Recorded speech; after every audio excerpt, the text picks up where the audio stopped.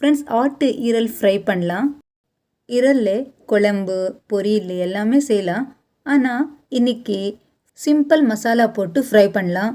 மசாலா அதிகமாக போட்டு junk food பண்ணாதீங்க. சிம்பிளாக மசாலா போட்டு செய்யலாமா? ஃப்ரெண்ட்ஸ், முதல்ல ஆட்டு ஈரல் பீசஸ் பண்ணி நல்லா வாஷ் பண்ணிவிட்டு சும்மா ஒரே ஒரு விசிலுக்கு வேக வச்சு நான் எடுத்துட்டேன். பாருங்கள், வேறு பிளேட்டில் மாற்றிக்கோங்க. சும்மா கொஞ்சம் உப்பு போட்டு நான் வேக வச்சேன். இப்போ மசாலா சேர்க்கலாம். காரம் கம்மியாக போடலாம், ஏன்னா பசங்க சாப்பிட்றதுக்கு. ஒரே ஸ்பூன் இஞ்சி பூண்டு பேஸ்ட், 1/2 ஸ்பூன் மஞ்சள் தூள், 3/4 table spoon red chilli powder, 1/2 spoon chicken 65 masala, சின்ன 1/4 table spoon garam masala powder, 2 spoon கடலை மாவு, கிராம் ஃப்ளவர், 1 ஸ்பூன் கார்ன்ஃப்ளவர். ஸ்பூனில் இல்லைன்னா கையில் நல்லா மிக்ஸ் பண்ணிக்கோங்க.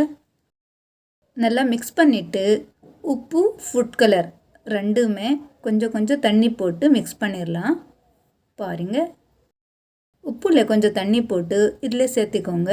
ஃபுட் கலர் கொஞ்சமாக போட்டு மேலே பிளேட் வச்சு இந்த மாதிரி மிக்ஸ் பண்ணிக்கோங்க. நல்லா மிக்ஸ் ஆகும். ஸ்பூனில் மிக்ஸ் ஆகாது, அதுக்காக இந்த மாதிரி பிளேட் வச்சு மிக்ஸ் பண்ணிக்கோங்க. பாருங்கள், மசாலா நல்லா மிக்ஸ் ஆகிட்டு இருக்குது. இப்போது ஃப்ரை பண்ணிடலாம்.